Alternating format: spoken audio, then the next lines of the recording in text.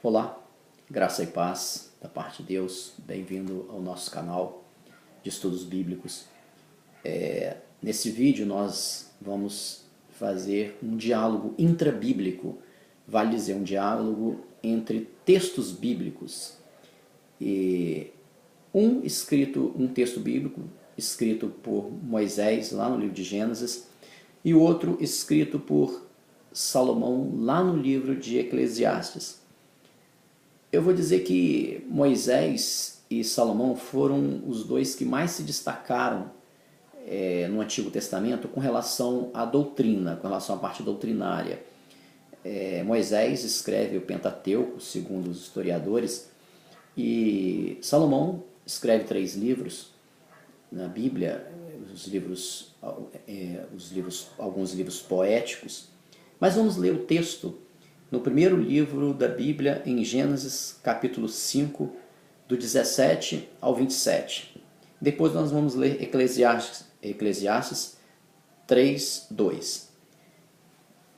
O primeiro texto que nós vamos ler parece ser um pouco estranho à primeira vista, porque envolve a genealogia de Sete, que foi um dos filhos de Adão. Então nós vamos ler a genealogia de Sete, filho de Adão, lá em Gênesis 5, versículo 17. E foram todos os dias de Maalalel 895 anos, e morreu. E viveu Jarete 162 anos, e gerou a Enoque. E viveu Jarete, depois que gerou a Enoque, 800 anos, e gerou filhos e filhas. E foram todos os dias de Jared 962 anos, e morreu. Viveu Enoque 65 anos, e gerou a Metusalém, ou Metuselá. E andou Enoque com Deus, depois que gerou a Matusalém, 300 anos, e gerou filhos e filhas. E foram todos os dias de Enoque 365 anos. E andou Enoque com Deus, e não se viu mais, porquanto Deus para si o tomou. E viveu Metusalém 187 anos, e gerou a Lameque. E viveu Matusalém, ou Metusalém, depois que gerou a Lameque, 782 anos, e gerou filhos e filhas. E foram todos os dias de Metusalém 969 anos, e morreu. Nós vamos ler o texto agora lá em Eclesiastes 3, 2, capítulo 3, versículo 2. Há tempo de nascer e tempo de morrer, ponto e vírgula. Tempo de plantar e tempo de arrancar o que se plantou. O primeiro destaque aqui que eu gostaria de fazer é que os homens que viveram no período, na era pré-diluviana, portanto antes do dilúvio, era comum, era normal viverem 700 anos, 600 anos, 500 anos, era normal. Depois do dilúvio, Deus abreviou o tempo do homem, e o homem começou a viver 100, 150, 140 anos, o pós-dilúvio. Pois bem, isso é o primeiro esclarecimento que fazemos. Um texto que nós acabamos de ler parece um texto cansativo, e eu li apenas um trecho. Começa lá do primeiro versículo. Este é o livro das gerações de Adão, no dia em que Deus criou o homem e tal. Mas é interessante que ao longo da leitura nós vamos ver a seguinte repetição. Nasceu fulano, gerou filhos e morreu, e viveu tantos anos. Aí repete. E fulano nasceu fulano, gerou filhos, viveu tantos anos e morreu. E essa repetição, essa narrativa, ela vai se repetindo ao longo deste capítulo 5. Parece até um pouco cansativa a leitura. Mas o interessante é que chega no versículo, aqui no versículo 22, e o texto para com aquela repetição. Fulano nasceu, gerou fulano, viveu tantos anos e morreu. Isso vem se repetindo até chegar ao versículo 22 e abre-se um parênteses. Diz o seguinte: andou Enoque com Deus, e depois que gerou a Matusalém, que foi o homem que mais viveu descrito na Bíblia, ele viveu 969 anos, portanto o homem que mais idade teve na Bíblia é Matusalém, ou Metuselá, dependendo da tradução bíblica. E nós vamos ver que Enoque gerou o homem que mais viveu.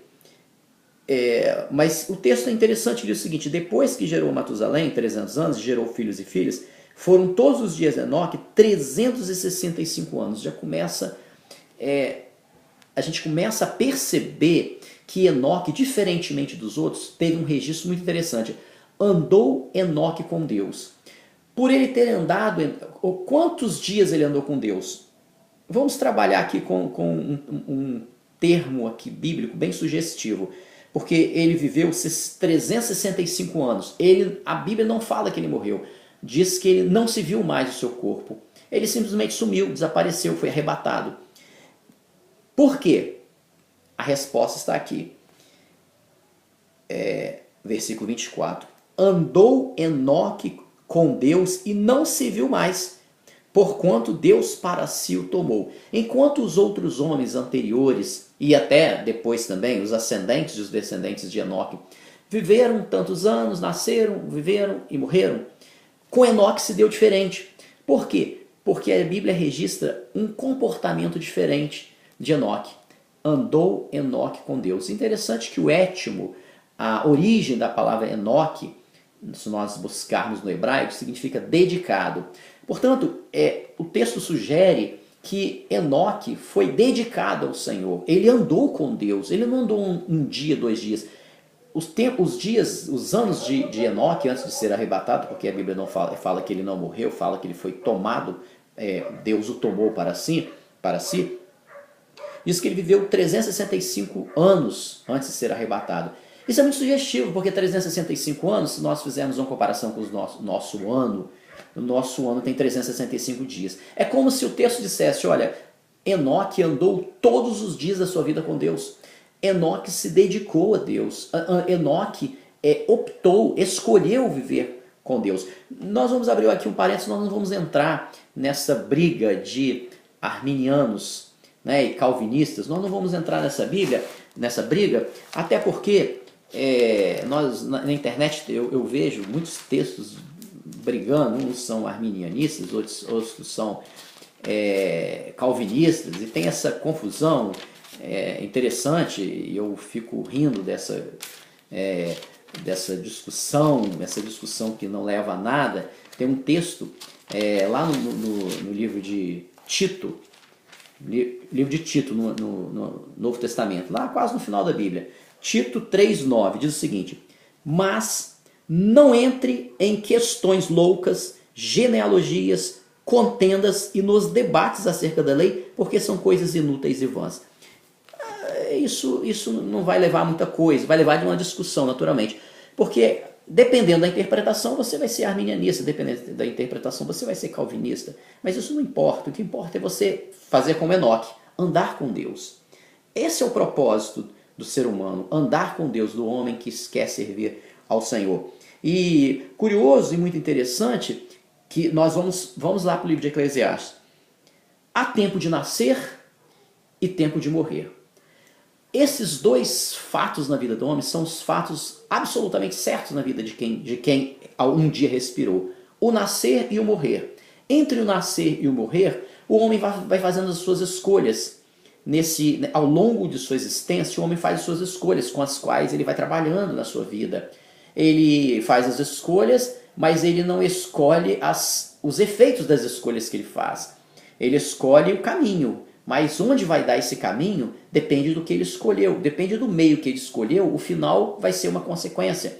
Então veja bem, há tempo de nascer e tempo de morrer. Estes homens todos que nós lemos aqui, todos esses Maalalel, Jared, todos eles tiveram o tempo de nascer e o tempo de morrer, como todos nós temos o nosso tempo de nascer e tempo de morrer.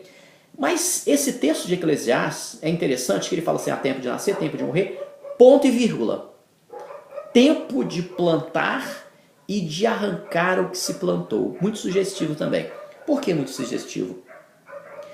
Porque Enoque fez um plantio interessante. Muitos ficam só na primeira frase, antes do ponto e vírgula. Há tempo de nascer e tempo de morrer, tá tudo bem, todos passam por isso. Mas o nosso convite aqui é que você, meu querido amigo, querido irmão, é que você ultrapasse o ponto e vírgula lá de Eclesiastes 3:2. É que você viva o tempo de plantar e o tempo de arrancar o que se plantou. O tempo de plantar é o tempo de plantar a semente da palavra de Deus. O tempo de viver com Deus. Esse é o bom plantio que nós vemos aqui. Andou Enoque com Deus e não se viu mais, porque o Senhor Deus o tomou. Então aqui nós vamos fazer um link com a carta de Paulo, primeira carta de Paulo aos Tessalonicenses, capítulo 4, versículo 17, que diz o seguinte: depois, aqui nós entramos em escatologia. Escatologia, vamos dizer assim, é uma parte da teologia que estuda as últimas coisas, a escatologia. Então nós vemos escrito assim em 1 Tessalonicenses 4, 17. Depois nós, os que ficarmos vivos, seremos arrebatados juntamente com eles nas nuvens a encontrar o Senhor nos ares, e assim estaremos sempre com o Senhor. O texto aqui fala do arrebatamento da igreja, que nós estaremos sempre com o Senhor. Foi o que aconteceu com Enoque. Ele andou com o Senhor e qual foi a sua finalização, a sua conclusão, o seu final feliz? Que ele não passou pela morte, ele foi simplesmente arrebatado. Este é o fim da igreja, ela vai ser arrebatada, nós encontraremos a igreja essencial, a igreja fiel do Senhor. E não importa se ela é arminianista, se ela é calvinista, isso não pouco importa. O que importa, nós temos textos de um lado e textos do outro, texto bíblico, depende do que você vai escolher. E viveu aqui, vamos ver aqui.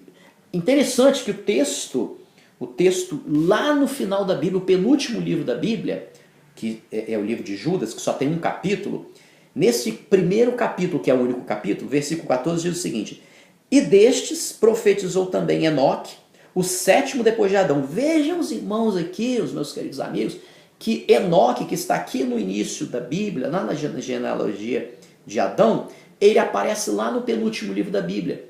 Judas o cita, não é Judas Iscariotes que trai o Senhor, é outra pessoa. E destes profetizou também Enoque, o sétimo depois de Adão, dizendo: eis que é vindo o Senhor com milhares de seus santos. Então, a pregação de Enoque, lá no Antigo Testamento, lá no Pentateuco, no início do Pentateuco, a pregação, diz o texto lá de Judas, que a pregação de Enoque era o seguinte: eis que é vindo o Senhor com milhares de seus santos. Ou seja, Enoque então pregou o arrebatamento da igreja, a vinda de Jesus, lá no Antigo Testamento. Eis que vem o Senhor com milhares de seus santos. E isto é um termo profético. Porque quando que aconteceu isso? Quando que vem o Senhor com milhares de seus santos. Isso não aconteceu na história da humanidade. Ninguém viu isso com milhares de seus santos. Então, esse trecho aqui é um trecho que aponta para os últimos dias, para o arrebatamento da igreja. É muito interessante esse texto, quando nós fazemos esse diálogo entre o que Moisés escreveu lá em Gênesis e o que Salomão escreveu lá no livro de Eclesiastes. Portanto, o que nós deixamos aqui para os irmãos é uma reflexão para nós ultrapassarmos o ponto e vírgula. Tempo de plantar a semente da palavra de Deus, andar com Deus, e o final é o seguinte: e arrancar. O termo arrancar aqui é semelhante a um sinônimo de arrebatar. Então é um termo, vai ser plantado, mas vai ser arrebatado também. Essa é a ideia que nós deixamos aqui, com base num diálogo, numa interpretação sistemática, numa interpretação, vamos dizer assim, de conexão intertextual e contextual da palavra de Deus. E que o Senhor possa nos abençoar. Graça e paz a todos. Fiquem com Deus.